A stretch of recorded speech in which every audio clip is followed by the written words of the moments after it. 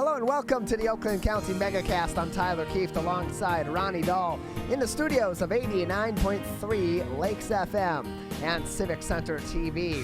Today, of course, on the television side, Comcast Channel 15 and AT&T Channel 99 on Civic Center TV, and on Birmingham Area Municipal Access, both on Comcast Channel 15 and AT&T Channel 99 in Bingham Farms, Beverly Hills, Birmingham, and the village of Franklin, as well as West Bloomfield, Keagle Harbor, Orchard Lake, and Sylvan Lake. In addition, we're on the radio, 89.3 Lakes FM and lakesfm.com, and on 88.1 WBFH, the BIF. That is the service of the Bloomfield Hills School District with operations out of Bloomfield Hills High School under the leadership of station manager Ron Whittables. We thank them for being with us each and every day on the Oakland County Megacast, in addition to our Facebook partners. And today, our Facebook partner is the Orchard Mall, West Bloomfield's very own enclosed mall on Orchard Lake, just north of Maple Road. The Orchard Mall will be our Facebook partner today. We thank them for being with us. We'll have Kelly Woodley on the show in the very first hour of the program to get an update from the Orchard Mall on how things are going there as we continue forward through Phase 4 of the Michigan Safe Start Plan, continue to fight the coronavirus pandemic here in the state of Michigan, and that includes us doing our part, bringing you your top headlines for the day, making news on civiccentertv.com/coronavirus. Yesterday, Michigan reported the highest single-day total of coronavirus cases in over 2 months. Michigan reported 4 coronavirus deaths and 891 new cases of COVID-19, the largest single-day tally in 2 months. For 3 weeks, infections have been increasing statewide in Michigan, with the state recording a 7-week high for new cases last week. In addition to 891 new cases confirmed on Wednesday, the state reported 158 probable cases as well. The 7-day average of new coronavirus cases in Michigan is up to 566 a day, from 413 daily for the previous 7-day period. According to state data, Wednesday's total was the highest daily case count since May 14th, when Michigan reported 1,191 new cases. Dr. Jonay Caldoon, the state's chief medical executive, said the high number of new cases reported yesterday were, quote, very concerning. And Ronnie, that is a concerning number, having 891 new cases of COVID-19 pop up yesterday and 4 additional deaths. Were you surprised by this number, though? For me, it's been 2 weeks since the 4th of July weekend when we had so many people gathering at, parties and the beach and family and friends.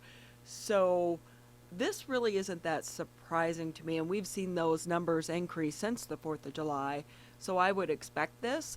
Hopefully, we're coming out of that 2-week period following the 4th of July, and so let's hope the numbers start to go down.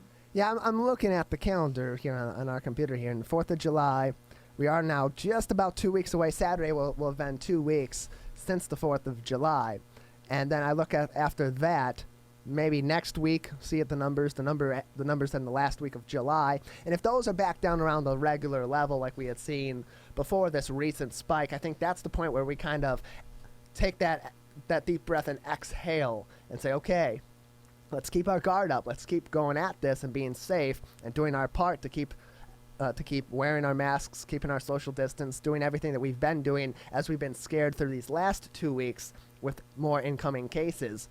But also know that we are not quite in as bad of a situation maybe as we thought that we were. It's going to still be maybe another week or 2 weeks before, like you said, we're able to truly know that. Nice weather. People are definitely out a lot more.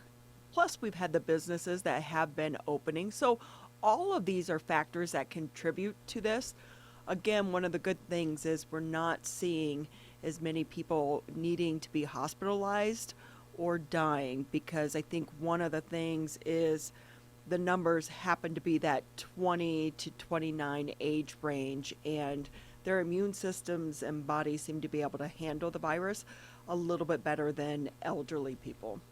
Yeah, I think that's why we're seeing less deaths and less hospitalizations as well. It's because the younger population that's now getting all this new influx of COVID-19 cases are better equipped to battle it and not have to get to a point of hospitalization. That doesn't make it any better that we have this influx of new cases, but it's a little less concerning maybe just on a base level because we're not seeing as many elderly people or people at risk getting infected. That being said, still, lots of caution is requested on the part of the people of the state of Michigan as we continue to battle this virus. Other stories making headlines at civiccentertv.com/coronavirus. The University of Michigan is going to be requiring face coverings on campus.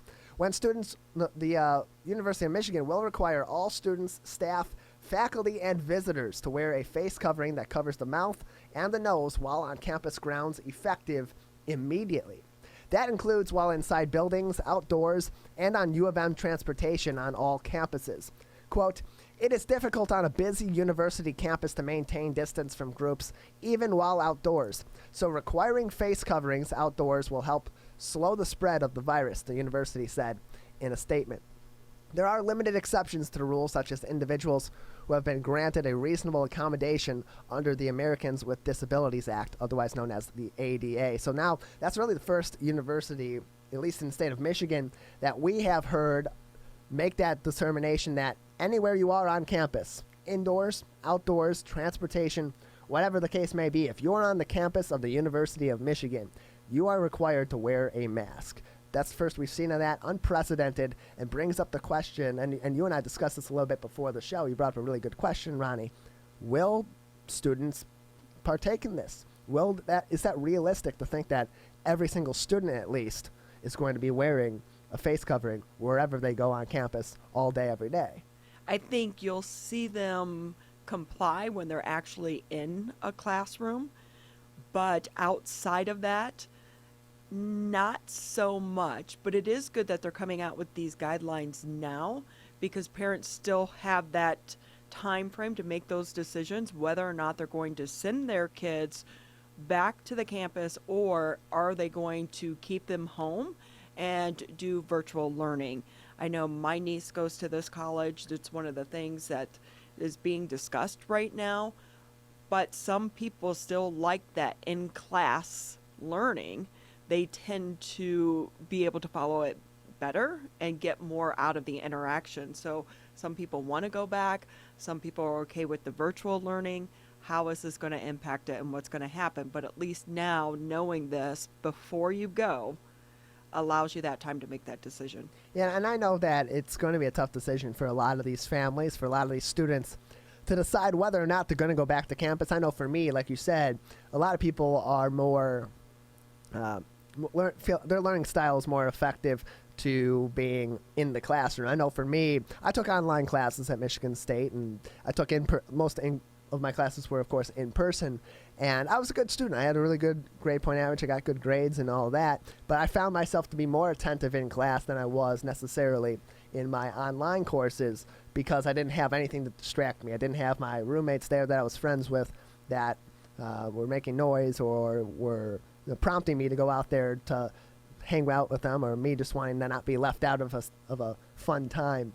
Or any other distractions in the home. I was in the classroom. I'm there for a reason. There's really nothing else to distract me other than talking to other people. And most of the time, they don't want to talk. They want to watch what's going on. They want to listen to the professor. So I find that in-person learning is a lot more effective for me. And I think that there's going to be a lot of students that will feel the same way. And that's going to bring up the question of whether or not they go back to school this fall for that experience, or maybe take a gap year, a gap semester. And then on top of that, you have this new mask wearing law that maybe some people just simply don't want to follow and don't want to have that burden on them, so to speak, when they go back to school. So it'll be interesting to see, especially at the University of Michigan with this new mask wearing law and any other university that enacts something similar, whether or not we'll see kids return in the fall.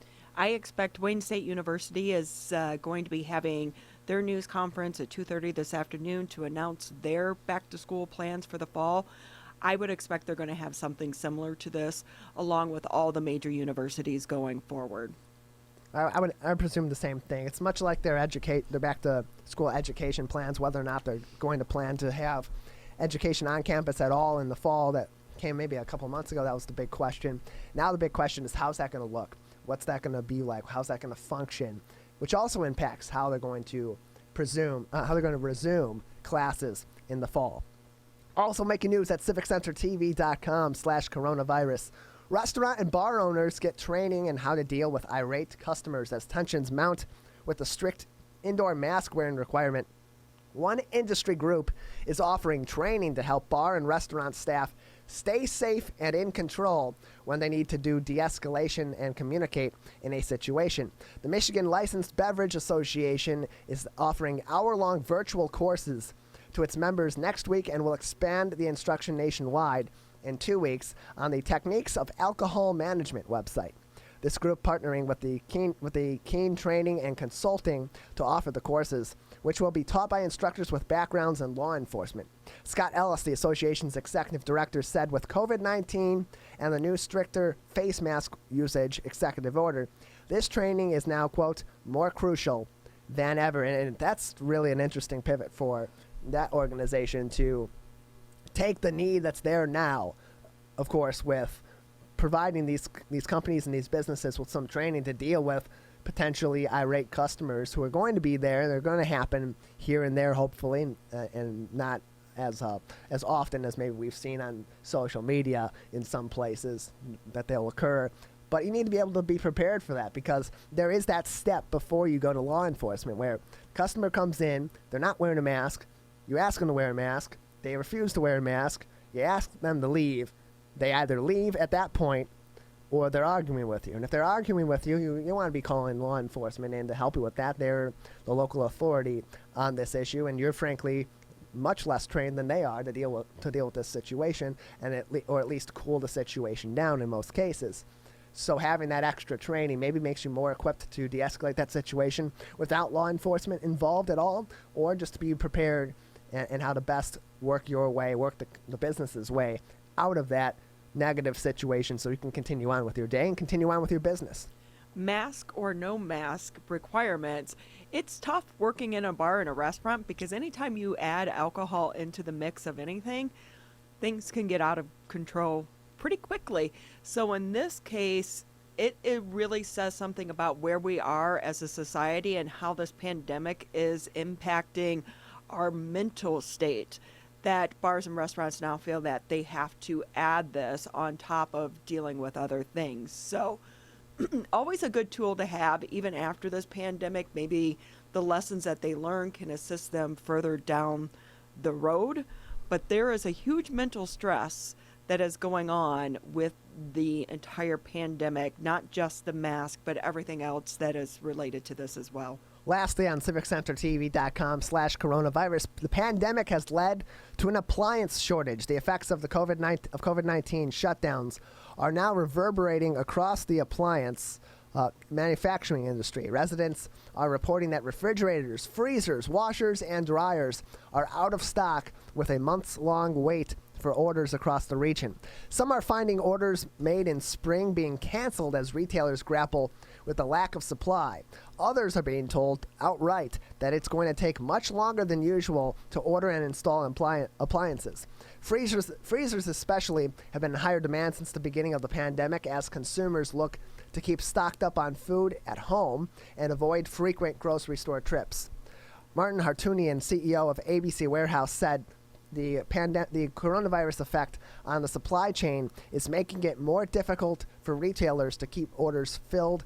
And, quote, the wire harnesses, switches, electrical components, and dials are things that are manufactured overseas or in Mexico, which has slowed the production process down. Hartunian continued, GE, Whirlpool, LG, and Samsung do have some assembly of appliances in the United States, but with COVID-19, they've had to rework their production lines, which has led to a drop in yield. So now another shortage we've seen. Of course, last week, a couple weeks back, we saw announced the coin shortage, which was affecting particularly retailers. But this particular shortage here, the appliance shortage, that can affect everybody, Ronnie, from grocery stores and retailers to people, of course, at home who are trying to stock up on more food and make less grocery store trips. This is something that could affect everybody, and at least now you know the reason why maybe your appliances that you ordered a few months back are still not there when you thought they were going to be there in just a couple of weeks. we were talking with our plumber because our upstairs bathroom flooded, and it really makes sense when you think about this. We're home more, so we're using our appliances so much more, so obviously there is more wear and tear. So it's been harder to get a repair person, but then a refrigerator is something that you can't live without for a long period of time. So you need to be able to get these appliances and get them quickly in order to be able to survive, because you're stuck at home and you're using it more. So obviously things are going to break down more, which then feeds into the supply and demand and how our economy works. Again, this is impacting every single aspect of our lives. It's crazy to think about all of this. So I think once we get out of the pandemic, we're going to look at life completely different and appreciate how everything works. I don't know about you, Tyler, but I'm still looking for Lysol, and it's like out at every store. So to be able to go in and be able to not see the shelves empty and just get what you need is going to be a nice feeling. It is. It's going to be really nice when things kind of get back to normal. We see that normal supply chain and not as much holdups as we've been seeing during the COVID-19 pandemic. That being said, it's going to continue to be a story that I think we see pop up here and there as we continue on through this COVID-19 pandemic. So appliances have been affected. The buying and selling and distributing of appliances have been affected. One of the most affected current things in our community right now that's going forward are our schools, and in particular our high school athletics, for some insight into how that may look in the fall. We are now joined by a very special guest kicking off the show today. Detroit Free Press prep sports writer Mick McCabe joins us now on the Oakland County Megacast, and we thank him for being with us. Mick, thank you for being here today. Hey, it's great to be in Oakland County when I'm in Allen Park. Fantastic. How have you been during this? How are you holding up, Mick? I'm doing fine. Yeah, I've got a little project I've been working on that's keeping me very busy. I couldn't go out for a walk this morning because it was raining cats and dogs, but, I've been able to survive. That's good to hear. So high school sports are getting ready for the fall. Teams are practicing. Yep. They're taking their social distancing measures into account and their COVID-19 safety measures into account. But there's still that looming feeling that this may not happen at this point still. And even yesterday, particularly on the football field, it's such a close contact sport. There's a lot of bodily fluids that are being exchanged in the trenches, and a lot of touching that goes on of different surfaces, and of course player to player. And this week, of course, Clarkston football even shut down after a player had tested positive for COVID-19. Do you believe that football is in the cards for fall as we're seeing COVID-19 cases spike, and knowing just the nature of that particular sport? Well, it's going to be very difficult. I think the Michigan High School Athletic Association is going to come out pretty soon and say, if we're going to play this fall, it will be football, it will be all the fall sports, cross country, so on, and boys soccer, and they're going to try and play it during the fall. I think what Mark Ewell is trying to plan for, is if there is an interruption, what do we do? Is there a 2-week period we have to cancel games? Because they're going to finish, if the football season does finish this fall, it will be Thanksgiving weekend. With the playoff points, because it's so different than every other sport, where not everyone is involved in the state tournament, that's going to be very problematic. But they're going to try, I believe, and play football in the fall. Now, we're still at stage 4. And if you look at the guidelines, according to stage 4, volleyball might not be able to be played until we get to stage 5, unless they change the language in that 63-page report that the governor had, a week and a half or so ago. But I think they're going to go ahead and try and play. I don't know what's going to happen. In the NFL, I think if a guy tests positive, it's okay. You're out for 2 weeks. We bring somebody else in. I don't think that's what high schools are going to do. It could be a mess.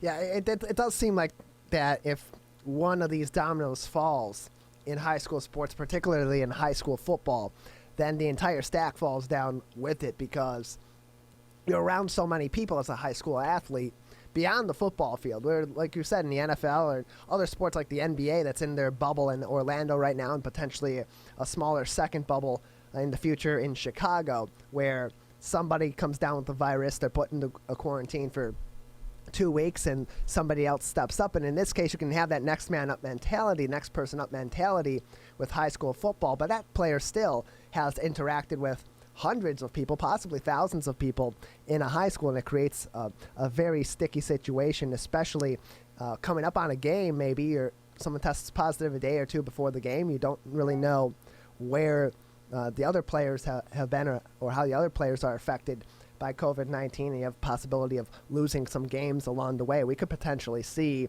a really sticky situation where we lose a few games out of the year for each team. Oh yeah, that's a distinct possibility for sure. But they have to do it uniformly, because right. You can't have the people in northern Michigan where this isn't that big of a deal, so to speak. There aren't a lot of positive cases. They can't play 9 games, and then down here we're playing 7 or anything like that. So it could be sticky. Have you heard any word from the MHSAA in terms of what they're discussing to deal with that situation? Because like you said, you have to act in a uniform way if you're modifying the season in any way for an abundance of caution or in fighting COVID-19. Any word from the MHSAA on their plans to take those actions should that need to be done? Yeah, everything is on the table with them. One thing Mark Ewell has said from the get-go is if we start a season, we want to complete it. I don't know how, if football gets held up October 1st for a month, what do? I don't know. But they're considering every single possible pipeline they can figure. Throw any roadblock out there. They're considering, what do we do if this happens? All right, what do we do if that happens? So they're considering everything. And I think they'll come up with some really good solutions. Mick McCabe with us. I hope we don't have to use them. Yeah, hopefully I do too. Mick McCabe with us, Detroit Free Press, high school sports writer with us on the Oakland County Megacast on a family of TV and radio stations. We talk about the historical nature of this time with COVID-19 looming over high school sports, potentially modifying or even shutting down seasons. We have players that are already testing positive in their practices for COVID-19. You recently made history in another way, celebrating 50 years of covering high school sports for the Detroit Free Press with your Golden Yearbook. Explain to us what is in the Golden Yearbook and how that tells the story of 50 years of covering high school athletes here in the state of Michigan. Well, the book was never a goal of mine. They called up and had the sports editor, Chris Thomas, called and says, hey, can you put together a dream team of all time? And I said, no. Absolutely not. I can't go in the 30s, 40s, 50s, guys, who I never really saw or even heard of. He goes, okay, what was your first day? And at the Free Press, they said June 3rd, 1970. He goes, okay, so you're just finishing your 50th year. I said, yeah. He goes, how about taking those 50 years? Can you do dream teams in football and girls and boys basketball? I said, yeah, I can. It's going to be difficult, but I can do it. It's possible. And then he says, okay, plus give me the top 5 teams in those 3 sports. So that's what I did. And then our former sports editor, Gene Myers, called up on the 4th, June 4th, and said, I read everything you wrote. That's our next book. So I've gone through every dream team from 1970 on and come up with the best football players, the best boys basketball players, the best girls basketball players. Then in girls and boys basketball, I also did like first, second, and third team in classes A, B, C, and D. Because to me, just saying, 5 boys basketball players and that's it. I mean, it's one thing when I was doing 23 football players. That's 23. But what we've done for the book also is I'm going back and for football, picking dream teams other than the overall dream team in classes A, B, C, and D, which is like Division 1 and 2 would go Class A, Division 3 and 4 would be B, and so on. And so we're including a lot of athletes there. We've got lists of all of the, we do Mr. Basketball, Miss Basketball. We're including like Miss Tennis, Miss Softball, Mr. Baseball, Mr. and Mrs. Bowling, Mr. and Miss Bowling. We're doing all those. and getting them in the book too. We want this to be a pretty all-encompassing book. If you were an athlete, a really, really special athlete in the last 50 years, you're going to be in this book. And I know there's a lot of people who save stuff, goes in scrapbooks and all that. Well, we've got a scrapbook for you right here. And we think I know it's not completely finished yet, and they're pre-selling it now because we have to get a certain number of pre-sales before they say, okay, let's start the presses. But it should be out in October, I believe. And I've seen some pages that they've already done. Ryan is just a tremendous, Ryan Ford is a tremendous designer, and Gene Myers is an incredible editor. And those two guys are going to make sure this looks really, really cool. Yeah, I've read some of the articles along the way as they've been released on the Free Press website about some of the top players, these top teams in all these sports. And they do go extensive, and they are definitely spreading across the 50 years that you've been covering sports with the Detroit Free Press. And it's a lot of great stories and great athletes that they look back to and you think, oh, I forgot about that guy because it's been so long and I haven't really thought about his time playing basketball or this team in football that was really strong. And then you look at our players today coming up into this upcoming football season, into the upcoming basketball season. Guys that we've already seen play a little bit, maybe like an Imani Bates in basketball or Donovan Edwards locally here in West Bloomfield in football. Who are some guys that are playing now that are coming up, maybe underclassmen or even upperclassmen that are poised for a strong final season that you believe in the next Golden Yearbook from the Free Press or the next look back at the top 50 players and teams of the last 50 years that comes down the pike in Detroit's high school sports? Who do you see some of those guys being? Well, you got two kids at Clarkston, Rocco Spindler and Garrett Dellinger, two offensive, defensive linemen who are really, really good players. Garrett's already committed to LSU, and Rocco is going to commit pretty soon. Those two are kids who, if they develop and they show the same tenacity and willingness to work hard and improve, they could be guys who are really, really special down the road. There's a defensive lineman, Damon Payne, at Belleville, who's a terrific athlete, and he's a senior. And there's two juniors, Will Johnson at Grosse Pointe South, who is probably a defensive back, but he could make a wide receiver. He's really good. And his dad, Dion, played football at Michigan. And then Antonio Gates Jr. is a wide receiver at Dearborn Fordson. And he's shown an awful lot of talent over his first 2 years in high school. And he's got 2 more years left.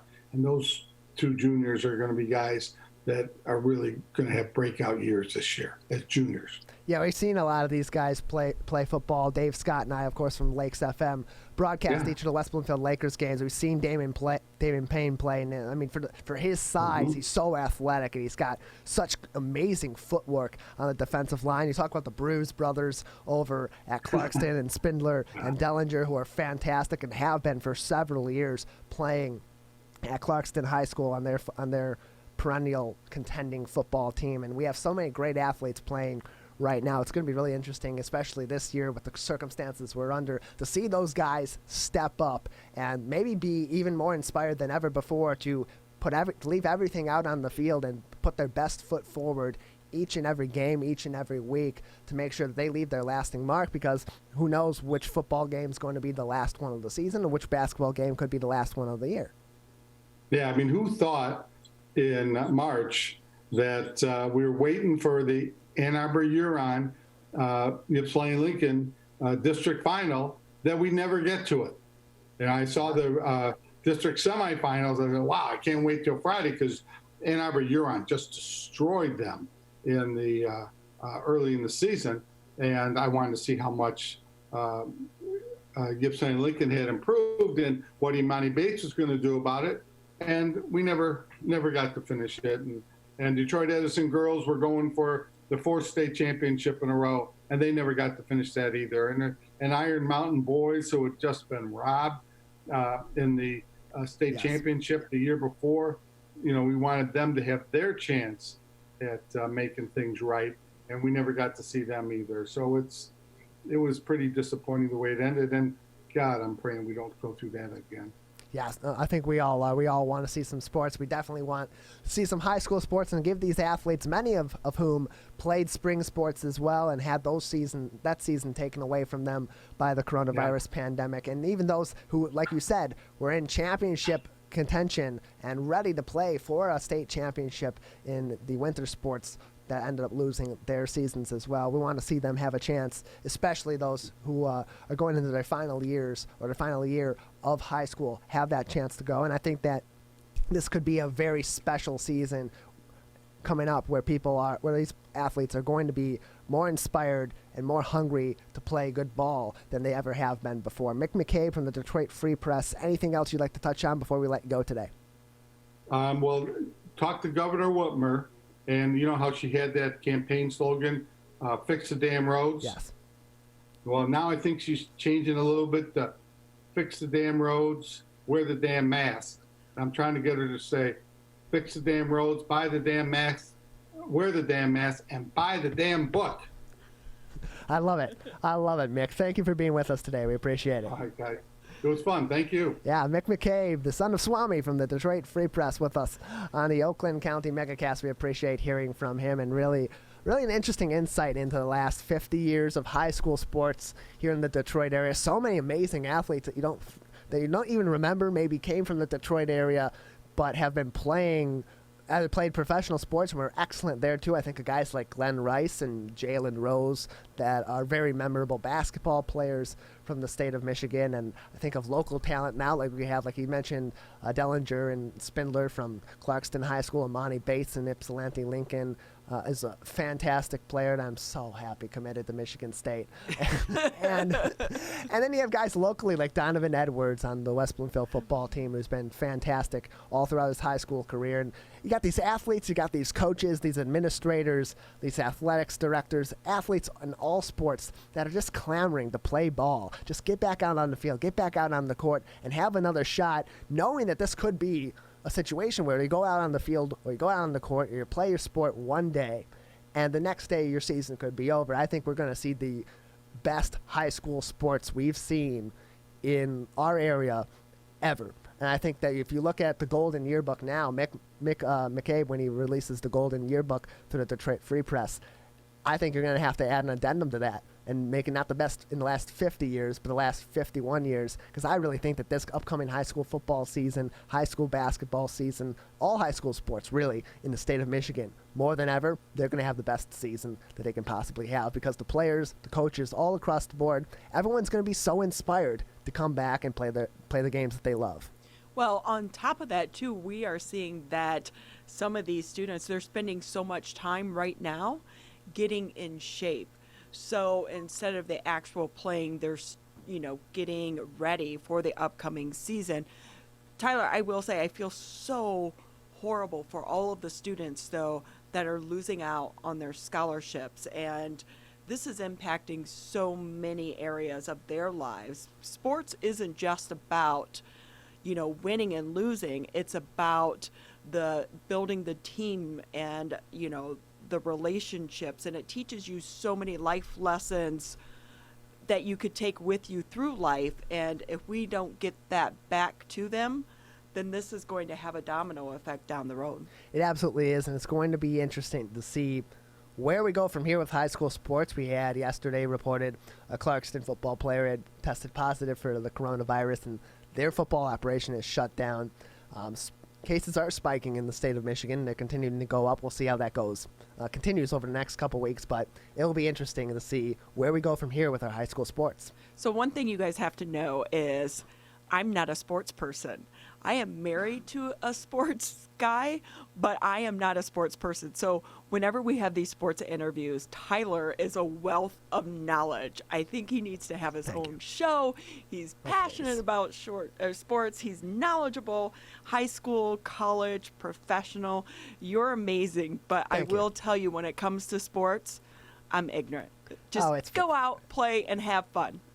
That about sums it up. That's all you really need to know at that point. That's a good base to start with. I did play sports in high school, but still. Well, sports not the only thing affected by the coronavirus pandemic. That includes my mic flag here, I would say. Also, our local malls and shops are affected as well. And joining us now today is from our Facebook partner, the property manager of the Orchard Mall, Kelly Woodley, back with us on the Oakland County Megacast. Kelly, how are you today? I'm good, Tyler. How are you guys doing? Doing all right. How have things been at the Orchard Mall? It's been a little while since we've last spoken. Businesses were still partially shut down at the time. A lot of curbside service.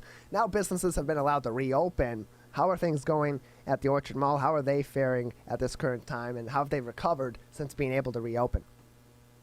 Well, things are definitely changing, and our retailers, I can say, are doing an amazing job at rolling with all the punches and moving from one step to the next, and they do an amazing job at making it look seamless and flawless. So it's been tough, but I think we have some of the toughest business owners out there.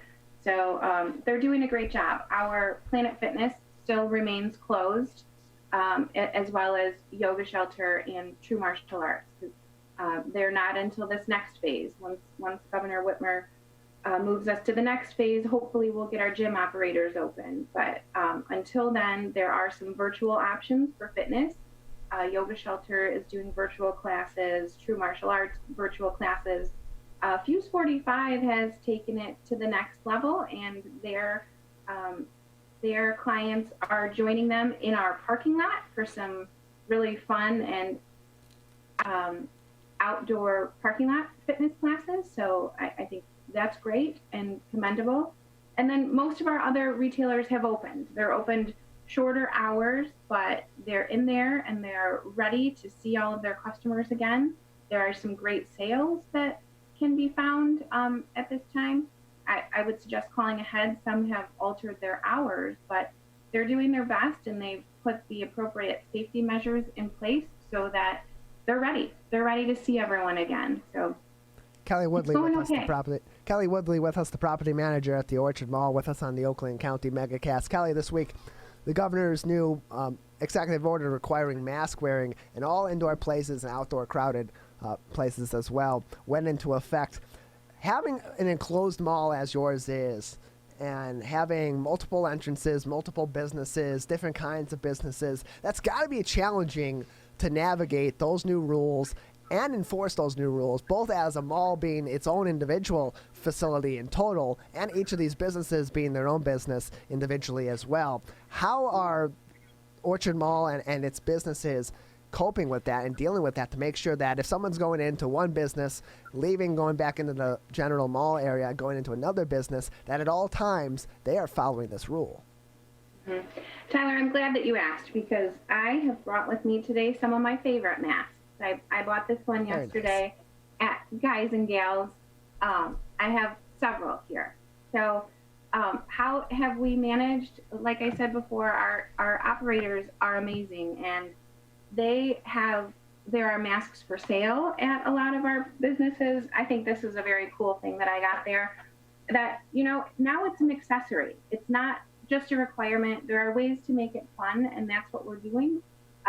We're also enforcing the masks, because at Orchard Mall, health and safety has always been number one for us. We recognize that in order to see all of our friends again, we have to do our part to keep everyone safe. So masks are required to enter the mall. We have staff policing the common areas.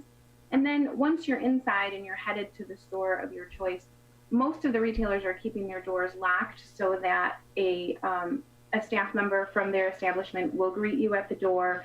Many of them have hand sanitizer available at the door so that you have an added opportunity to cleanse your hands before you're coming in and touching some of the products there. We have 2 salons at Orchard Mall, and they have both instituted the temperature check at the door and a short survey. They're using our common areas for an added waiting area, and they have the 6 feet of separation out in the common areas so that there's a little bit more space for people to spread out. So it is a challenge, and I think that some people aren't as excited about the masks, and generally what we're seeing at Orchard Mall is, thankfully, people are taking the mask seriously and being respectful, and we're very grateful for that, because it's you may be healthy, but someone else may not have as strong of an immunity, and it's not just for you, it's for your neighbor. And luckily we've had a lot of luck at Orchard Mall with that so far, so it's been going okay. Kelly, for those that have never been to Orchard Mall, you have such a large variety of shops and businesses there that maybe a normal Somerset or something like that wouldn't have. How does that pose different challenges to try to accommodate those different businesses? And do people need appointments to go into some of these stores? You don't necessarily need appointments, but we would encourage them. We would encourage everyone to check out the Orchard Mall Facebook page, Instagram page. You can see a lot of our announcements there.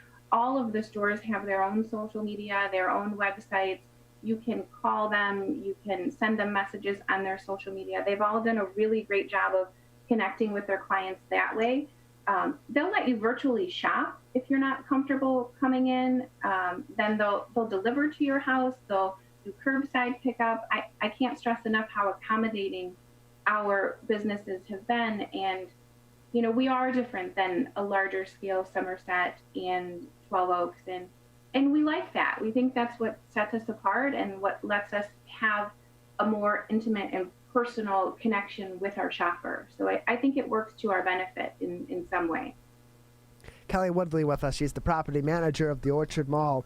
With us on the Oakland County Megacast. Kelly, a lot of your businesses were shut down in the initial portions of the pandemic, and even through until phase 4, when they were able to reopen their doors and restart again. With the recent spike in coronavirus cases, are there any concerns amongst your businesses and at the mall that a second shutdown of these businesses could mean for both the Orchard Mall and for a lot of these individual owned businesses as well? Sure, it's definitely scary. I think it's scary for all of us, because I don't know about you, but I have not lived through a pandemic, and it's hard to predict what is to come. But I think, you know, we're taking the challenge in stride, and all we're trying to do is encourage people to prepare. We're encouraging our businesses to prepare. If that shutdown comes, like I said, they have been very adaptive and have found ways to continue to connect with the community on social media through these virtual shopping appointments. So yeah, there is some fear of another shutdown, but we're in prepare mode. I think, like everyone else, we're taking the added cleaning measures very seriously. The masks we're taking very seriously, because that's the last thing that we want is another shutdown. But if it has to happen to keep everyone safe, we're going to prepare, and we're going to do it right, and we're going to get everyone through it.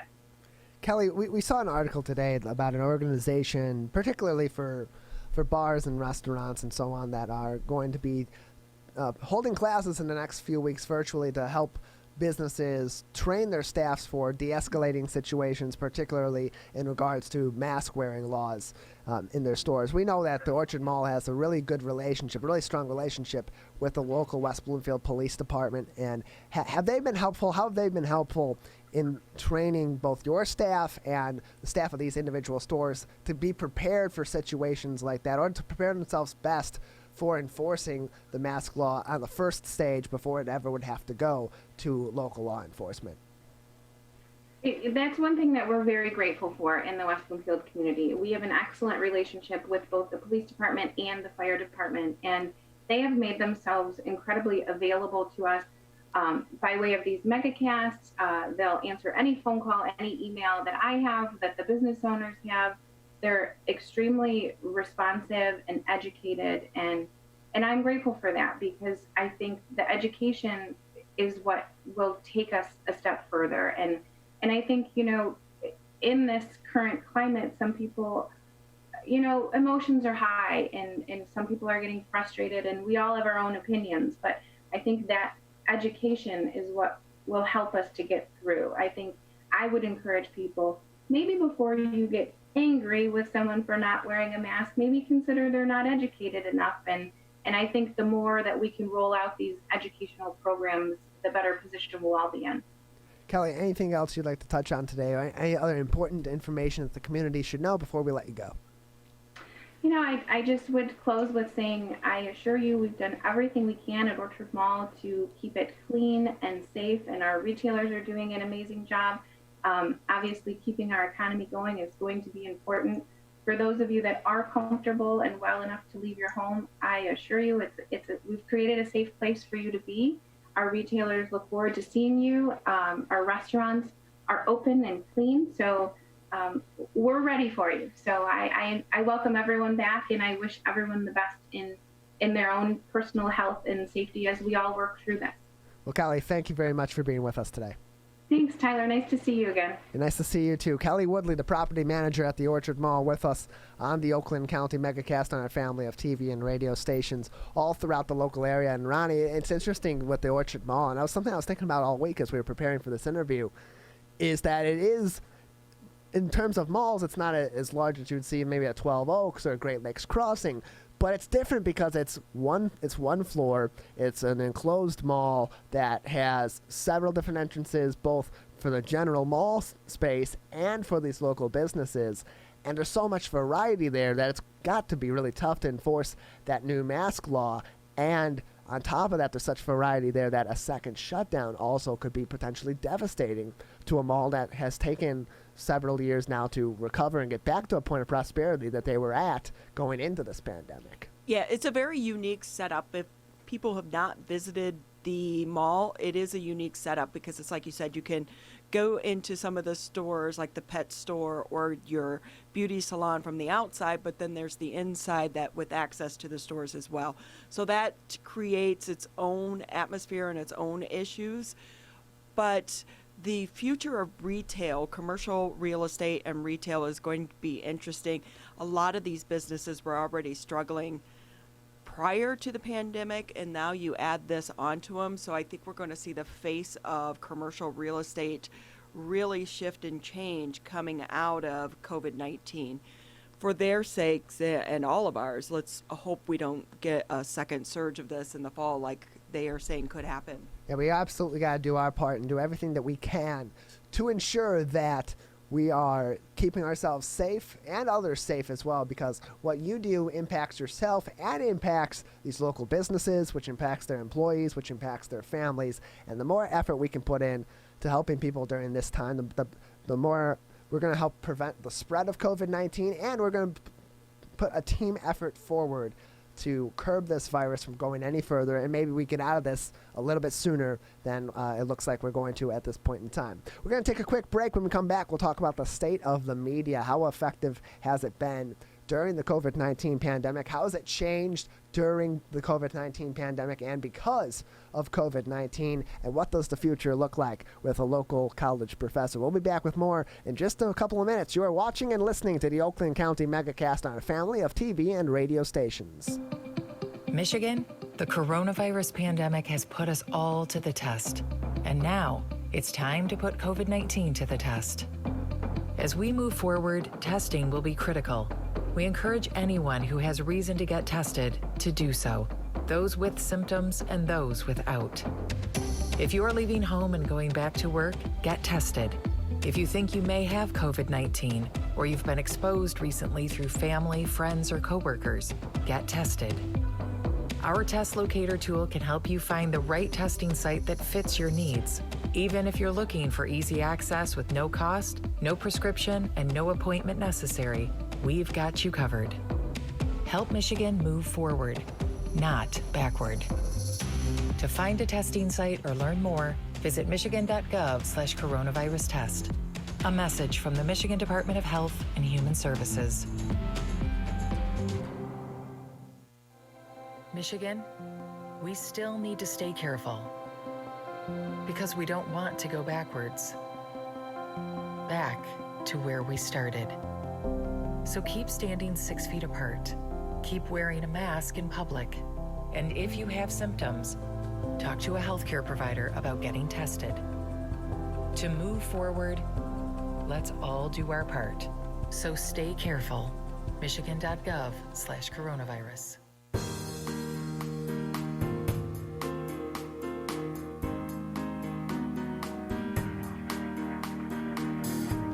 Welcome back to the Oakland County Megacast on a family of TV and radio stations all throughout the local area.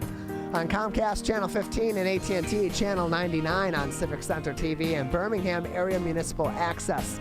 In addition, we're on 89.3 Lakes FM and lakesfm.com and on 88.1 WBFH, The Biff, with their live stream at WBFH.FM. In addition, today, our Facebook partner is the Orchard Mall. The Orchard Mall, we thank Kelly Woodley for being on with us today. They are our Facebook partner.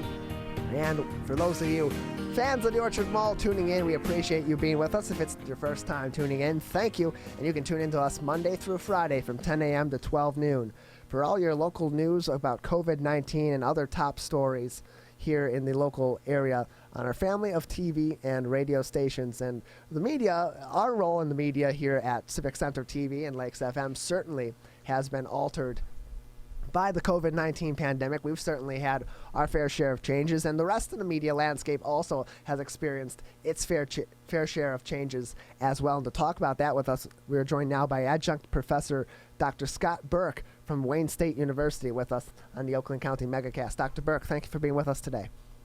Thank you for having me. Glad to be here. We appreciate it. How are you? How have you been over the course of the pandemic? Me and my family doing great. We've hunkered down like we were asked to do. We've done fine. How are you guys? We're hanging in there.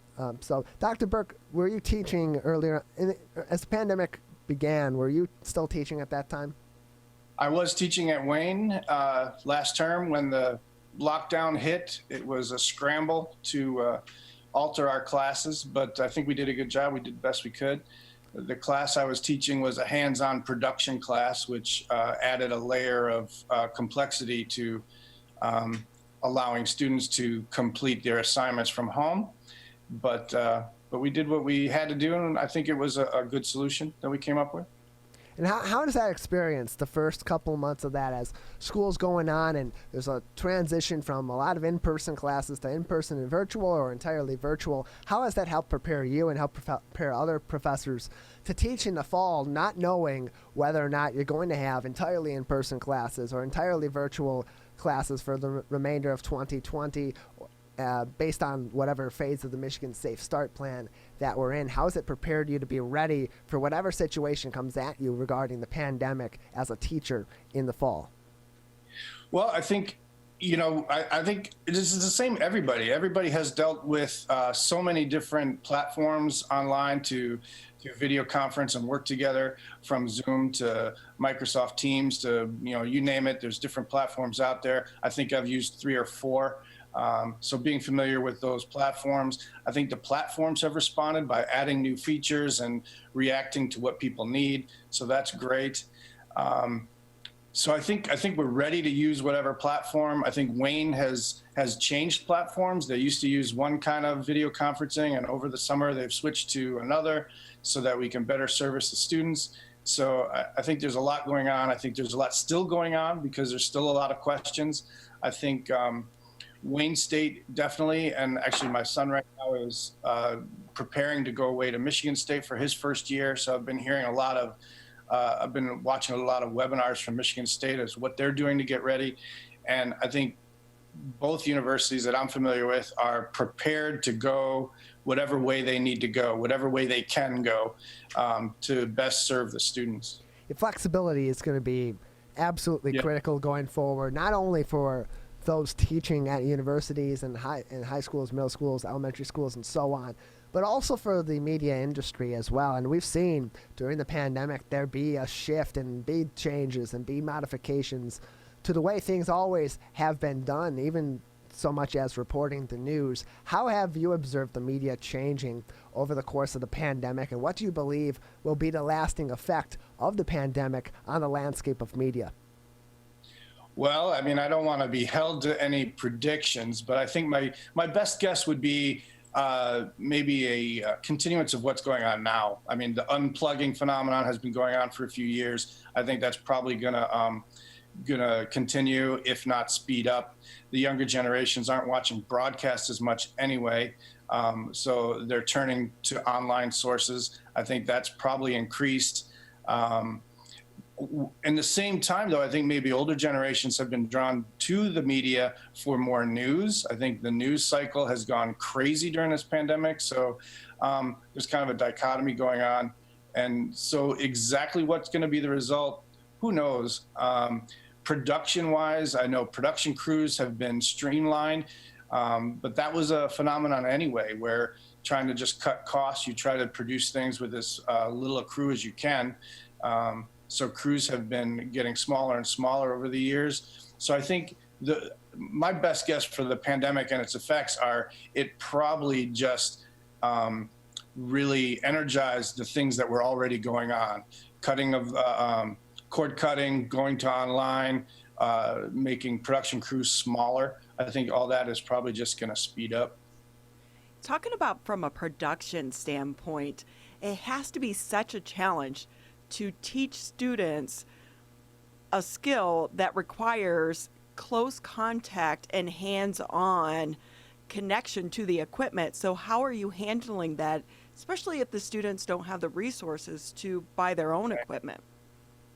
Well, the last term when we had to scramble and change things, I think we did a great job of finding resources available to students that were free online, free editing software.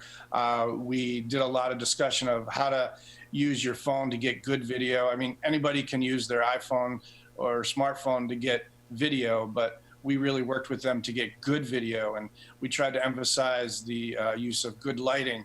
Anyone can point a camera, but can someone light the scene well? And then can you move the camera to get good shots? So while we had to pull back on the equipment they were using, because Wayne State has great equipment for their students, but you couldn't get it to them because they couldn't come in. I think we did a good job of teaching them the fundamentals and teaching them how to use what was available to them to create good media, even with maybe lesser tools. Now in the fall, the classes that I'm slated to teach that are hands-on classes, those right now are slated to be hybrid classes, which means the lecture portion of the classes will be online, and then the hands-on portions will be smaller classes in person with cleaning regimens in place and things like that.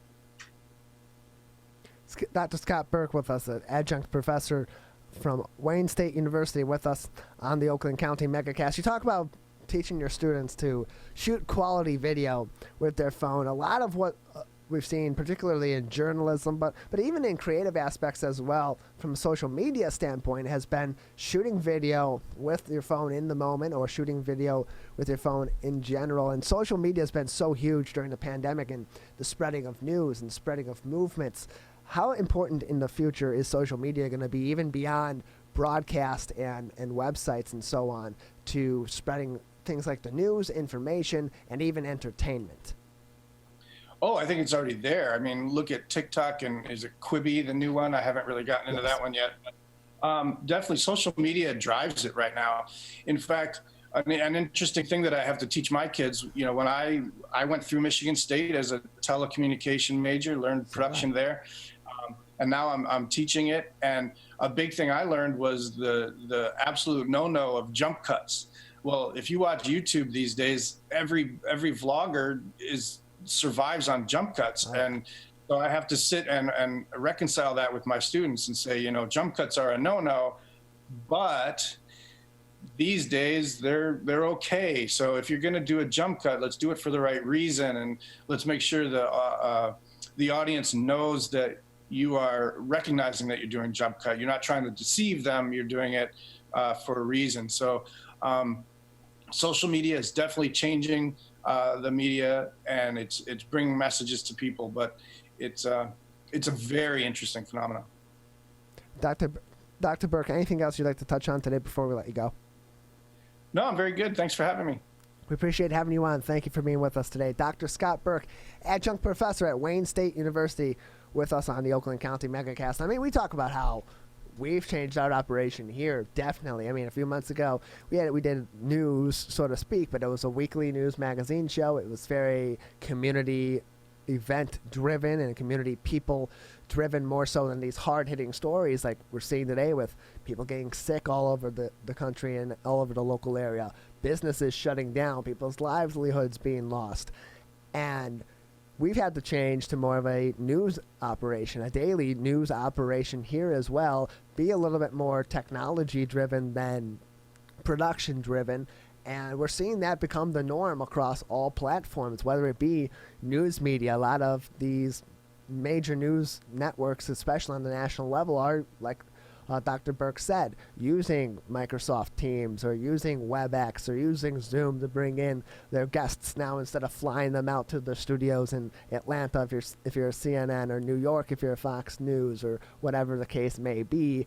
And on top of that, they're getting a lot of video out in the field with reporters that are using their cameras to get B-roll or additional footage. We call B-roll in the business.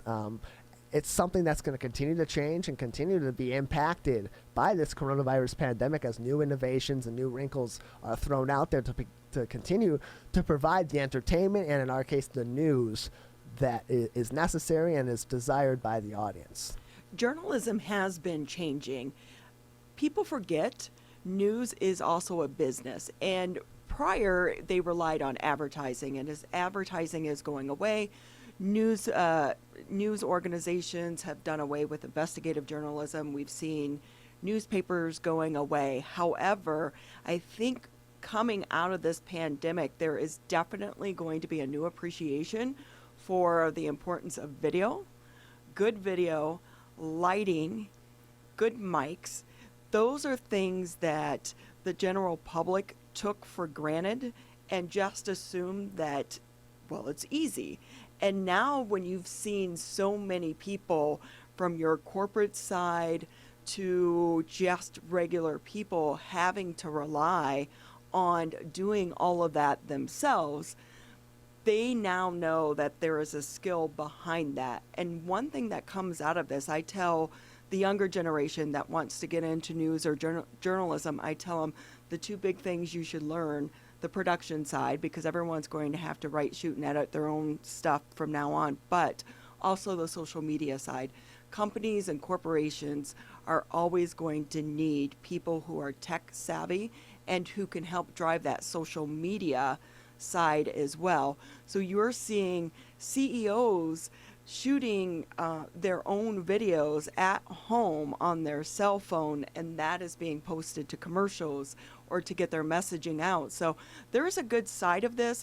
As everything shifts, you look for those opportunities, and I think this is going to be one area that opportunities are going to open. Things are going to continue to change in all industries, including in the media and its many different industries as well. You are watching us on Civic Center TV on Comcast Channel 15 and AT&T Channel 99, the same two channels for Birmingham area municipal access as well. And in addition, you are listening to us on 89.3 WBLD Orchard Lake, West Bloomfield, Kego Harbor, Sylvan Lake, and 88.1 WBFH Bloomfield Hills, 88.1 The Biff. We're going to take a quick break and come back with more. You are watching and listening to the Oakland County Megacast on your family of TV and radio stations. Michigan, we're calling on you to save lives. Don't ignore it. Don't let it go to voicemail. It's urgent. In fact, it's critical. Because if you've been in close contact with someone who tests positive for COVID-19, you may have been exposed to the virus. And you could get a call from My COVID Help or your local health department. So please answer the call to learn how to protect yourself, your family, and friends. We're calling on you to stop the spread of COVID-19, to make it safe to reopen businesses and help Michigan move forward. So if you get a call from My COVID Help or your local health department, you may have been exposed to someone with COVID-19. To protect us all, answer the call. Learn more at michigan.gov/containcovid. A message from the Michigan Department of Health and Human Services. Hi, I'm Dr. Jonay Khaldun. I'm the Chief Medical Executive for the Michigan Department of Health and Human Services.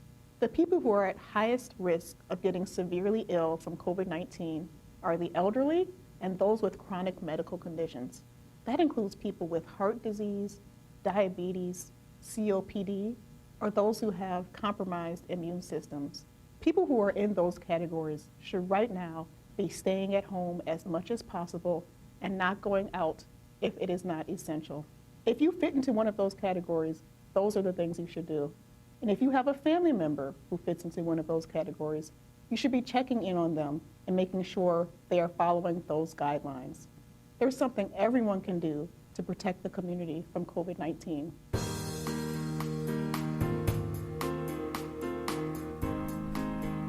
Welcome back to the Oakland County Megacast. I'm Tyler Keefe alongside Ronnie Dahl in the studios of 89.3 Lakes FM and Civic Center TV. In addition, we are on Birmingham Area Municipal Access in Bingham Farms, Birmingham, Beverly Hills, and the village of Franklin, and on 88.1 WBFH The Biff in Bloomfield Hills, Bloomfield Township, and surrounding areas there as well. In addition, today, our Facebook partner is the Orchard Mall in West Bloomfield on Orchard Lake Road, just north of Maple Road. It's the second time they got me with that. Second time I got that. You know? I always think about heading toward Pontiac Trail on Orchard Lake Road is north, heading toward Northwestern is south.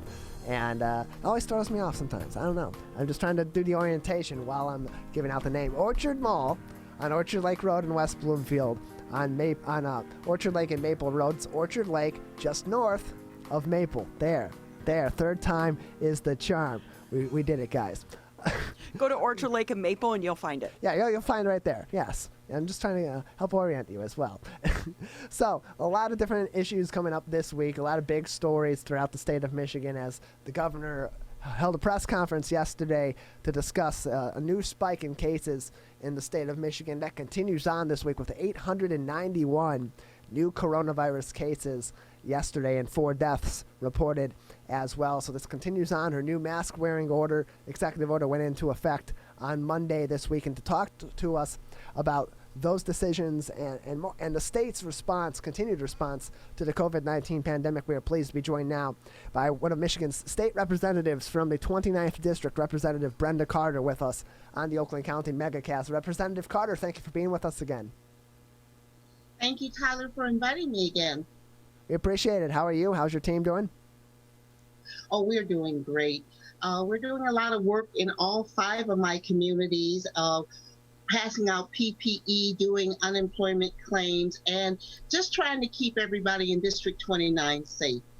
We've talked about this a lot before on the unemployment issue, especially when it was first making the news with all the backlogged cases from the Unemployment Insurance Agency. They previously had set a goal to clear all cases from March through May by July 4th. Did that goal get met? Was that met? Are those cases clear now? Or are we still in a really serious situation where people are not getting responses to their unemployment claims? Okay, we have cleared a substantial amount of claims in District 29. Right now, my office is hovering somewhere around 700 cases that have gone through my office. Of those 700, about 300 have been resolved. So we are clearing cases. They do have a different target now. They're saying everything up until June 1st should be resolved by the 20th of July. So each day I go out there to see who's been resolved, and I'm pleased to tell people who called me about their case that yes, you have been resolved, and it's going as well as could be expected. Keep in mind, we are on an uptick again with cases, and with that we may experience more unemployment claims. But the system that the UIA has set up right now is, as far as my district is concerned, seems to be working quite well. Well, that's good to hear, and that's good news. Certainly, we'll continue to keep up on the unemployment issue, as that was affecting our area in particular really seriously. No matter who we talk to, no matter which leader we talk to, they're all of our local leaders, their offices, their state reps, their state senators' offices, we're getting inundated with calls, and it's good to hear that there is some progress being made on that.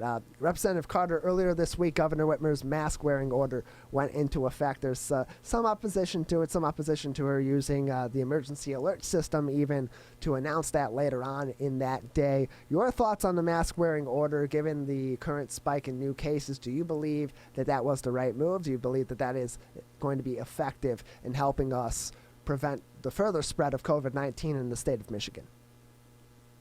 Absolutely. I do believe it's effective. When I wake up or go to bed watching whatever news channel, I usually tune into MSNBC or CNN, and I watch what's happening in the southern part of our country, what's happening in Miami, where it wasn't required to wear masks or practice social distancing on the beaches. Now Miami is the new epicenter for the virus. And just going across the South, you've got it in Atlanta, where the mayor and her family now have COVID-19. Texas is reaching new highs. Arizona and California are both in crisis situations. And when I sit back and think about how Michigan really locked down, despite the challenges it presented to our small business communities, and we are totally aware of that. When I looked at the cases last night, I have to give kudos once again to Oakland County Executive Dave Coulter and his crew for making sure we have an efficient dashboard out there where we can see totally what's going on in Oakland County, and we could actually break it down by zip code. So I happen to know that 48320, which is Sylvan Lake, and Keiko Harbor, they only had, one death, and that's largely because of the stringent measures that were put in place, not only on the state level, but on the county and local level as well. So right now, yes, we have to practice social distancing. We have to wash our hands. We have to wear the mask. But the results of that in the long run, I believe, is going to help our economy, because we will not have to shut down totally if we just practice some small measures. Representative Brenda Carter from Michigan's 29th District with us on the Oakland County Megacast. Representative Carter, the governor's eviction ban is set to expire very soon, and there's going to be a lot of tenant and landlord conflicts coming up where tenants are saying, hey, I still need some relief here on rent because I'm not able to work and collecting unemployment, and that benefit from the federal government is going to expire soon. And landlords on the other side have to pay their mortgage and have to continue to pay their debts as well, and they're in a tough spot also. Your office is providing some literature to local residents in the 29th District to help them start to navigate that situation. What are you providing to our local residents from your office in order to help them deal with those tenant and landlord conflicts? Well, right now we are offering to anybody that wants them a booklet on landlord-tenant issues, how you can navigate that. And right now we're at the very beginning of setting up a town hall with MSHDA, because the governor has a program that I believe is going to start today that's going to assist landlords and tenants through navigating through COVID-19 and the issues that happen with the loss of revenue for the landlords or the possible eviction with the tenants. So these are two areas that we are working on right now. We just finished a small business town hall. We had a great one 2 days ago, and the governor talked about it in her address, our press conference, about what we can do to help small businesses. But now that we have had that fully explained by not only the MEDC, but County Executive Office, Laura Dodd, and County Treasurer Andy Meisner was on this town hall, where they explained in very succinct detail what you could do if you're experiencing a loss of revenue due to COVID-19. Now, we're about to shift right into that, and that's the discussion I had with my staff, to let's start looking at providing information and data to not only the landlords but the tenants of what they can do with this new program that the governor has just set up. I was just sent the information. I really haven't had time to do a deep dive on it, but that will be coming probably by the next time that you invite me to come on. Well, yeah, that's wonderful. Representative Carter, you mentioned the town hall you recently held alongside the Michigan Economic Development Corporation and the Oakland County Treasurer, Andy Meisner, to help these small businesses. That Small Business Restart program is through Oakland County, correct? That's not the statewide program that's also in addition to that. This is actually the statewide program. This is the result of legislation that was passed in the House and Senate Bill 690, and it's going through the MEDC. The MEDC is going to appropriate approximately $100 million to 15 EDOs, or economic development organizations. The one in Oakland County is Oakland County Economic Development, and Oakland County is going to receive about $11.5 million, okay? And the application process began yesterday, and it's going to go all the way through August 5th. The application is online. The MEDC website is online there where you can fill it out. It's grants, and I believe it's loans as well, whereas this money will be appropriated down to Oakland County, where Oakland County will vet the applications and decide who would be the recipients of this money. One thing that was special about Senate Bill 690 is that it appropriated 30% of that money to minority-owned businesses, businesses owned by women, and businesses that are veteran-based. And also, this money is available to nonprofits. So the scope of the town hall that we had the other day is to provide as much information from the subject matter expert, Director Greg Bird, Legislative Director Greg Bird was on that call as well. So I feel that the people who were in attendance in that call, and it's also on my webpage, my Facebook page, that you could go out there and get all the information. These two entities provided all the information you would need if you are a small business or a nonprofit to apply for that $11.5 million that's coming to Oakland County. Such good information that is out there and help for people. If I can shift the conversation just a bit, we are seeing a number of protests still happening throughout the country and here in Oakland County. What are your thoughts on that? And also, what is your advice to the younger generation? How do they take their voice from the street in the protest and get involved in the policy making? And also, how did you get into politics? What advice would you give to the younger generation? Well, one of the things I saw was the disparity and the inequities by zip code, okay? And I wanted to be a part of the education system, not totally understanding the education system. I got involved because I live in Pontiac. It's part of my community. It is my community, and I wanted to be a part of educating the children in Pontiac School District.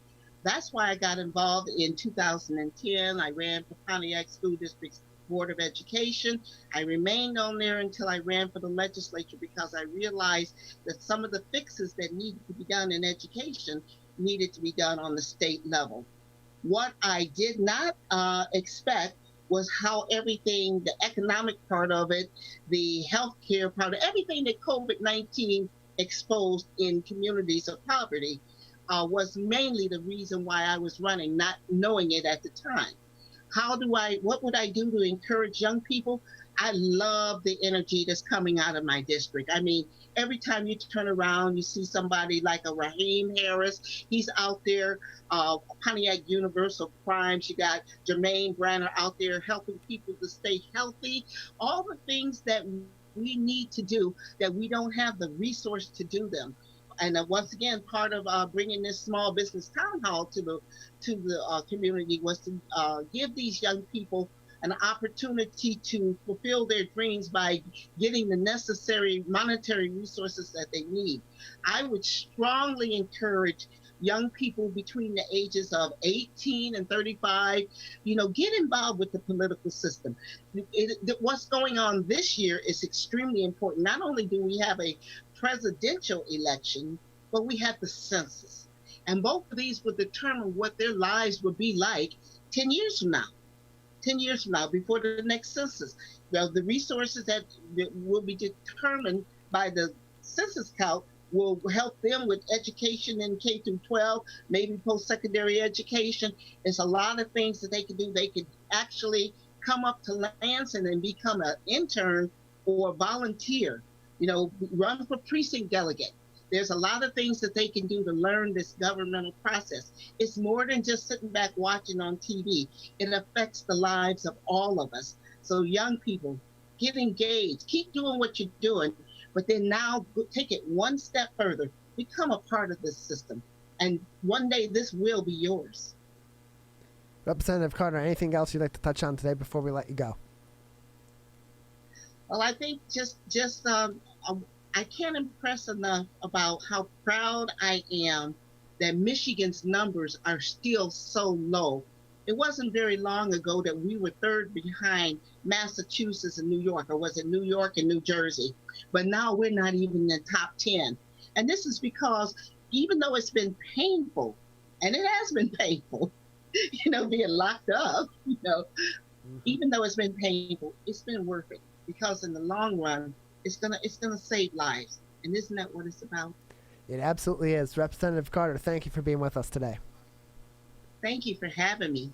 Always a pleasure. Thank you very much. Representative Brenda Carter with us on the Oakland County Megacast. We'll take a quick break and we'll go over today's top headlines, and then we'll kick off the end of, we'll finish off the show today. We'll cap off today's show talking about how important it is for our local businesses to get themselves an online presence and get themselves promoted through virtual means during the pandemic and even beyond that. That coming up and more on the Oakland County Megacast on a family of TV and radio stations all throughout the local area. This may seem uncomfortable, but so is being hooked to an IV, sleeping in a hospital bed, and fighting for your life. When it comes to COVID-19, comfort is not as important as saving lives. Wearing a mask can greatly reduce the chance of spreading the virus. So mask up, Michigan, every time you leave home. Hi, my name is Kurt Lawson, and I'm the Public Information Officer for West Bloomfield Township. We wanted to reach out to you, our older adults, to provide information that you may find useful during this difficult time. We want to ensure you that West Bloomfield Town Hall, our Waters and Utility Department, West Bloomfield Parks, and our police and fire departments continue to work hard on your behalf. Information and resources can be found on the Township website, the police Facebook and Twitter, or call West Bloomfield Parks COVID-19 Help Hotline. Please remember to keep your social distance of at least 6 feet, wear facial coverings when you leave your home, and wash your hands for at least 20 seconds with soap. These precautions will help keep you safe during these difficult times.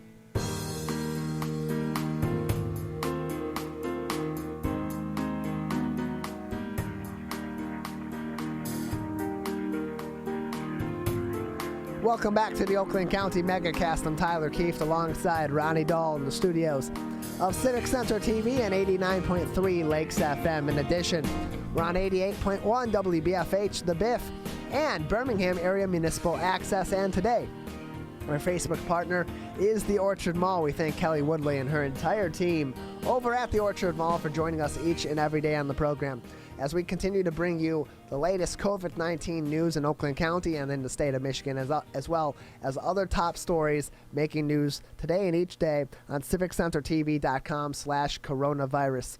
In Michigan, the highest single-day total of coronavirus cases in 2 months was recorded on Monday. Michigan reported 4 deaths on Wednesday. Michigan reported 4 deaths and 891 new cases of the COVID-19 virus. That's the largest single-day tally in 2 weeks. For 3 weeks, infections have been increasing statewide in Michigan, with the state recording a 7-week high for new cases last week. In addition to the 891 confirmed cases on Wednesday, the state reported 158 probable cases as well. The 7-day average of new coronavirus cases in the state of Michigan is up to 566 per day, from 413 daily for the previous 7-day period, according to state data. Wednesday's total was the highest daily case count since May 14th, when Michigan recorded 1,191 cases. Dr. Jonay Caldoun, the chief medical executive for the state's Department of Health and Human Services said the high number of new cases reported on Wednesday was, quote, very concerning.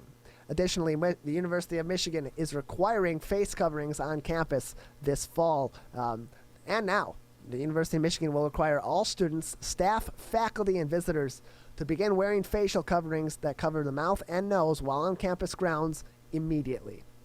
That includes while inside buildings, outdoors, and on U of M transportation on all campuses. Quote, it is difficult on a busy university campus to maintain distance from groups even while outdoors, so requiring face coverings outdoors will help slow the spread of the coronavirus, said the university in a statement. There are limited exceptions to the rule, such as individuals who have been granted a reasonable accommodation under the Americans with Disabilities Act, or the ADA. In addition, we have news coming in now from WDIV-TV Detroit reporting Michigan has launched its eviction diversion program for renters and landlords. It launched that new program for those who have fallen behind on payments due to COVID-19.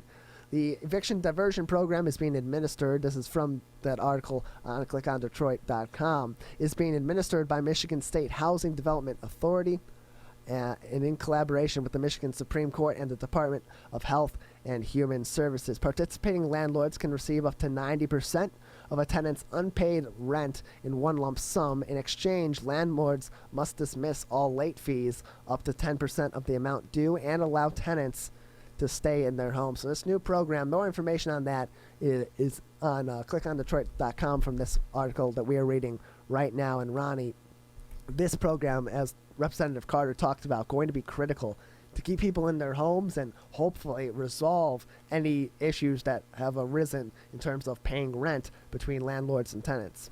Yeah, there was a backlog of more than 70,000 eviction filings that once this moratorium was lifted today, you knew that the courts were going to see a surge in eviction filings, so maybe this money is going to help. But in the long run, $50 million, when you're looking at across the entire state, is not a lot of money, is not going to be able to help a lot of people, but every one person that gets to stay in their home, every landlord that is able to keep people in their homes, for that family, it's going to make a huge difference. It's a double-edged sword, too, because on the state's level, you want to keep people in their homes, 100%. There's no question about that. But if the landlords aren't getting their rent payments, they're not able to pay their mortgage, they're going to lose the building in that case, and then everybody is out. And in this case, the $50 million being put forth for this diversion program hopefully will help to mitigate that issue to a point where those buildings can stay open, and hopefully these landlords, to the extent that they can, will use discretion and will use caution in making any moves toward any sort of evictions. Exactly. Yeah, we've been talking about this. We even talked about it earlier this week that we knew this day was coming. And the big thing is, for the families out there that are impacted, for the landlords that are impacted, make sure that you take advantage of this and jump on it quickly. So again, you can find out more through the State of Michigan website as well and get all the information that you need to, because this is one of those things that you do not want to wait. No. Because I would expect the need is going to be great. Yeah, it's going to be a great need for it. There's going to be a lot of people that will be put themselves into this program, landlords and tenants. So it's only, what you said, $50 million to the entire program. So that's not, for the entire state of Michigan, that's not a lot of money to help with this. And so get in as quickly as you can if you are in need of help on your rent, or if you're a landlord that needs some help collecting rent as well. Also, lastly, on civiccentertv.com/coronavirus, restaurant and bar owners get training in how to deal with irate customers. As tensions mount with strict indoor mask requirements, one industry group is offering training to help bar and restaurant staff stay safe and in control when they need to de-escalate and communicate in a situation.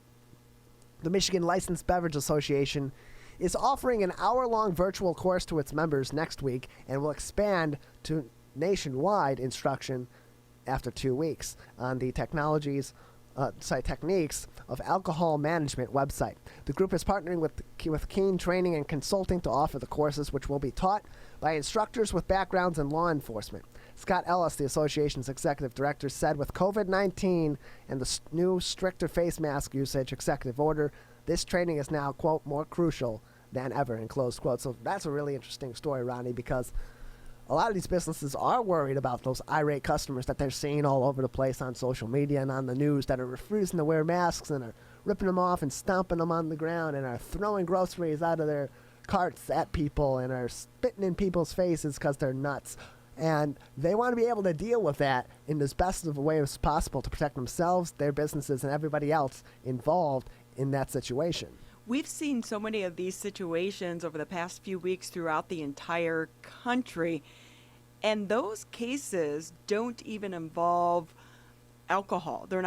They haven't happened at a bar or a restaurant. It's been at a grocery store or, the convenience store. So anytime you factor in alcohol as well, things can quickly get out of control. So any of this training will be good for all of these employees. In fact, we may all need it at one point in time, right? I don't think it can hurt, Ronnie, to have as much training in that as possible. That story and more, civiccentertv.com/coronavirus, as well as reputable links to the Centers for Disease Control, the state of Michigan, and Oakland County as well. Ronnie and I are going to take one quick break here, and we'll come back. We'll talk with Chad Ever on the Oakland County Megacast. You're watching and listening to us on a family of TV and radio stations. Ronnie and I will return after this quick break. Michigan, we're calling on you to save lives. Don't ignore it. Don't let it go to voicemail. It's urgent. In fact, it's critical. Because if you've been in close contact with someone who tests positive for COVID-19, you may have been exposed to the virus. And you could get a call from My COVID Help or your local health department. So please answer the call to learn how to protect yourself, your family, and friends. We're calling on you to stop the spread of COVID-19, to make it safe to reopen businesses and help Michigan move forward. So if you get a call from My COVID Help or your local health department, you may have been exposed to someone with COVID-19. To protect us all, answer the call.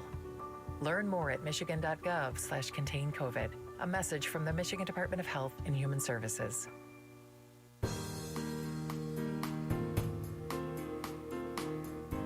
Welcome back to the Oakland County Megacast. I'm Tyler Keefe alongside Ronnie Dahl in the studios of Civic Center TV and 89.3 Lakes FM, as well as broadcasting on lakesfm.com. In addition, today, as always, we're on Birmingham Area Municipal Access and 88.1 WBFH, the BIF, a service of the Bloomfield Hills School District, with service out of Bloomfield Hills High School under the leadership of station manager Ron Whittle. So another great media organization, and they do some great work on social media as well. They have excellent posts on Twitter, on Facebook, and on Instagram, and that's something that's been key for a lot of businesses to continue their success and their prosperity, whether they were in shutdown or whether they were reopening during this coronavirus pandemic, to talk about the impact of using media to build your business and how to continue to prosper through these kinds of situations that we're in now and going forward. We're joined once again by Chad Ever, the owner of Ever Studios, with us once again on the Oakland County Megacast. Chad, thank you for being with us today.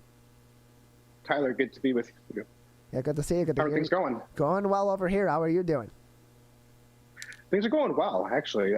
Keeping busy and working with a lot of businesses. So, Chad, for those that aren't familiar with who you are and the services that you offer, explain exactly all of the things that you can do to help a business.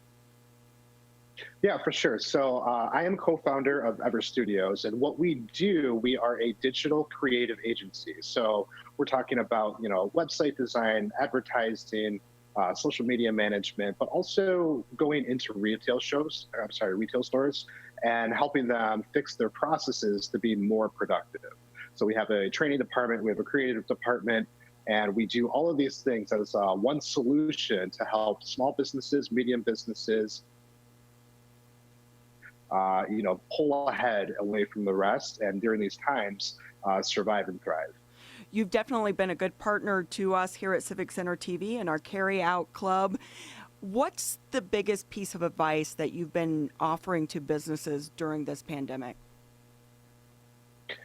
As odd as it may sound, the thing that I'm finding most businesses need to do, and some are actually willing to do, is actually investing in their processes and investing in their online presence.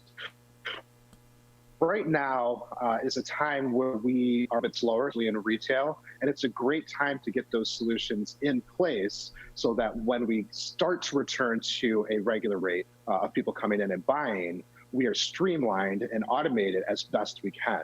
So going in and teaching people how to do sales effectively and how to actively listen to their customers. These are things that can be implemented with the right strategy. And that's our goal. Our goal is to make sure that the business is producing the best they can with the people they have. Unfortunately, a lot of people have had to step back and aren't able to work right now. And you may go to a retail shop that normally would have 5 people and they're down to 3 or 2. Well, they're still carrying that same workload. So if they have the automation systems and processes in place, they can be really effective even with a smaller staff. So to answer your question, the number one thing I would say is it's okay to invest in your business right now. It's okay to, take a step back and look at what you're doing and say, this could be fixed, or bring somebody on to take a look, get a fresh pair of eyes from an outside source to take a look at your processes and your business and help make it more effective. How important has social media been during this time for businesses? Social media is important all the time, but right now, what people need to know is that they're cared for, and that if they're going to do business with you, that you're going to be taking every step and measure possible. And by doing social media, you can continually put that message out there in different creative ways, but still reassure and gain trust from the public. So right now, I would say it's more important than it's ever been. Before it was about sales. Right now, it's about showing that you care, you're there for them, and you're supporting your community. One of the things that I've noticed, some of these businesses maybe are smaller or old school owners. They may have like a website, but they're not social media savvy, or if they do have social media, they're not consistently updating it. A lot of them, I'm always like, I need a 12-year-old or a 13-year-old to help me. So where can, like a company like yours, how would you advise them, and what platforms do you go on as well? Because it's like the platforms are changing weekly. You have a demographic that may be for Facebook users and another one for Instagram and TikTok and Snapchat. Those are totally different worlds. What about that? Advising businesses, whether they're doing old school methods or they're trying, they're doing some grassroots efforts and they're a little more hip to the audience, you have to figure out who your target is. Facebook is going to be about working with your community and, connecting with local, where Instagram's going to be more about storytelling, visual storytelling. And both can be effective for a business, but not both are the right solution to start with. You don't necessarily have to have a teenager or somebody come in and do it for you.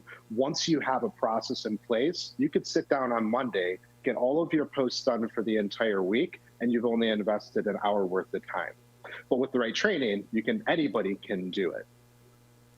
Chad Ever, owner of Ever Studios, a consulting agency offering great advice to businesses during this time. We have to go ahead and touch a little bit on the mask requirement, because this has been a huge issue for every single business out there. What are you hearing from businesses and employees and business owners about this and their concerns, and what advice are you giving to them? Locally, I would say that most businesses, they're not really digging their feet in too much. They want to reopen as quickly as possible, and they're not really having too many issues with their employees. It's really the public coming in and having that tough conversation of, you actually can't enter, we can't work with you right now unless you follow the guidelines. And a lot of businesses were proactive with this. They were doing this at the very beginning, And that's great, but their employees were already accustomed and used to doing it. Some businesses were open throughout the entire time.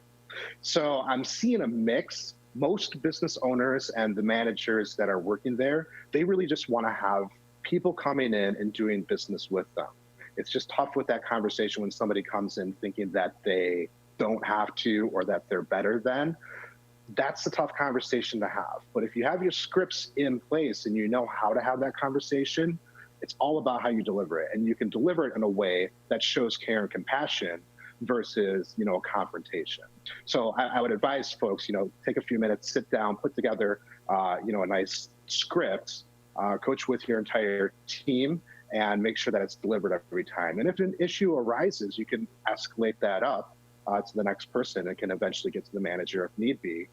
But with the right script, I think that a lot of people are going to say, I just forgot about it. Let me run and grab it. And it's going to be a non-issue.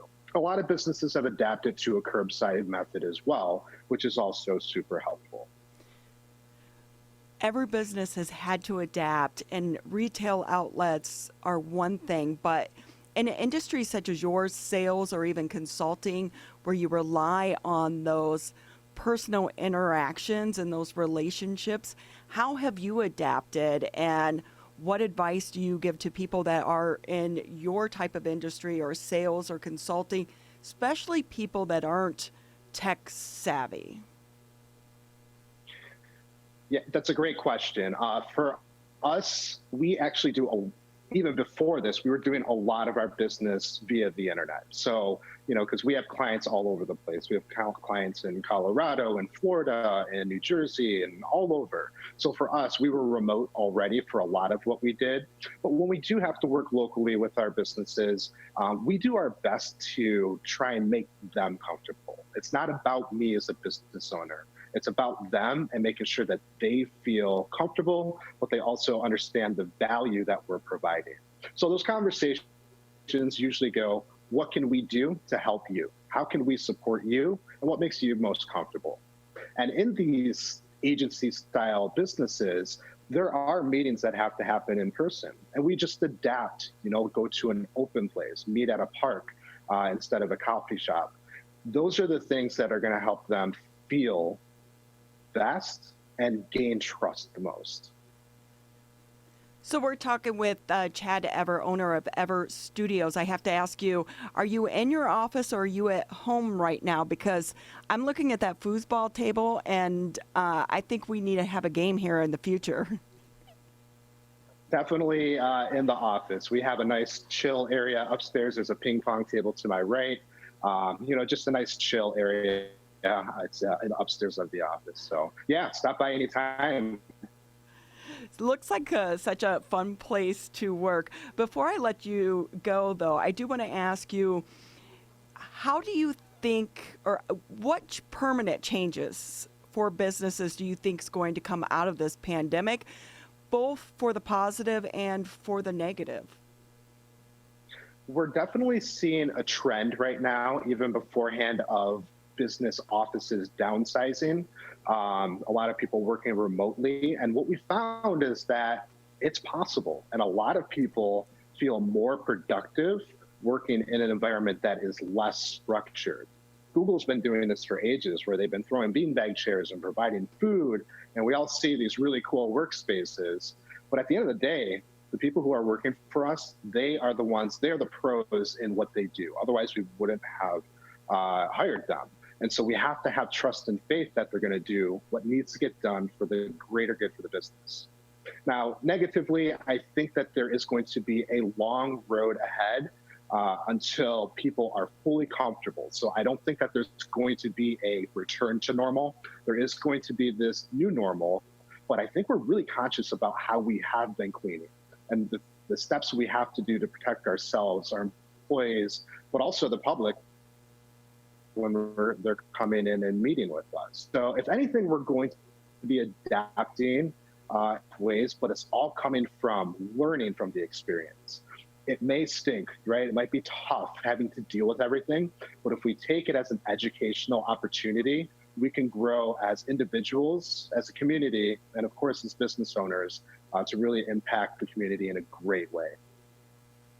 Such great advice. Anything that you want to add before we let you go today? There's somewhere you want me to stand. You're totally fine right there. All right, we have Erica Jones popping in the background. Just a moment there, Chad, if you can restart your answer here. Yep. So the last bit of advice I have is it's okay to invest into your business right now. There are a lot of programs out there to help supplement and support financially for business owners. But with a lot of people operating at 30%, take a look back. Look at your website. Have you redone it in the last 12 months? What do the processes look like? Can you start to eliminate some steps by adding automation? Those are the things that we here at Our Studios can definitely help business owners do. But at the very least, on your own, take a look and see what you can do to streamline your business. It's okay to make changes right now because we will come out of this together and we will come out stronger. Chad, thank you very much for being with us today. Absolutely. Thank you. Chad Ever, owner of Ever Studios, with us on the Oakland County Megacast. Some great insight for him on promoting your business through social media, keeping yourself in a social media presence, and some advice and good word going forward for a lot of these businesses that are trying to find an edge to give them an advantage going forward and continue their prosperity, even despite a pandemic.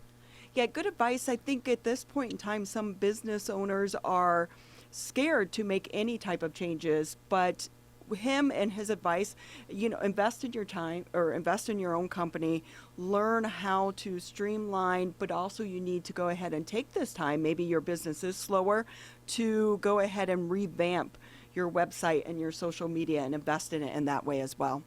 Yeah, it's really interesting to get that insight from Chad, and it's always good to hear from him. He's always got some really good advice for local businesses, no matter the time that we're talking to him. We talked to him early on in the pandemic, and they had great advice as people went into this new normal, so to speak, of ours, and great advice now as well, and we thank him for being with us. We have Erica Jones now out in the field with us to tell us more about what's going on out in the community. Erica, how are you doing? Hey, Tyler, I'm good. I'm out at the Labus Hair Salon in the parking lot of the Orchard Mall, our Facebook partner for today. And I'm just talking with them a little bit about how they've adapted to this new mask policy. And, we haven't checked in with a hair salon in a while since all the frustration was taking place of them not being able to open. Now they've been open for a while, so it's interesting to see how they've adapted and how they're managing to be successful during this time. So I've been talking with the receptionist, Sierra, and she's going to tell us a little bit about that. So hi, thank you so much for chatting with us. Thank you for having me. Of course. So just tell us a little bit about how you're ensuring everyone wears a mask when they walk in. What are the standard protocols? Okay. So first of all, we have been keeping our door locked. So that's the first line of defense. We can control who comes in and out of the salon. And also we can see that they're wearing a mask before they come in. Luckily, we haven't had any issues with the mask. But I also have it posted on the door. We need a mask for entry. On top of, like I said, keeping that door locked. That's really our first defense. And controlling who is in and out of the salon. Yeah, so have you had to change anything specifically since the new mask order was put into place on Monday? So actually, no. We started doing the mask the second we found out about COVID back in March. So we've been having people wear masks since before we were. That's good. And then do you have any other, aside from masks, any other procedures that have been put into place to ensure everyone's safety since you've reopened? Yes. Oh my gosh, a bunch. Masks, first defense, like I said, keeping that door locked. Social distancing, keeping people at least 6 feet apart or far away from each other. We've been staggering the shifts of our stylists and manicurists as well, just to keep a minimum amount of people in here at a time. And then disinfecting after every client, or me coming behind and doing it at least every time. I'd say about 20 minutes. Yeah, so I know I've gotten my hair done here since you've reopened, and I received texts from my stylist making sure that I knew about wearing a mask and everything. So does every client receive messages prior to coming to ensure that they have a mask on when they come in? So one thing we did change is we've been having every stylist text their clients independently the day before the appointment. We used to have a texting system that automatically confirmed appointments, but now we put that on the stylist and manicurist to do that themselves, just so that we can have that personal interaction and make sure everyone knows the policies.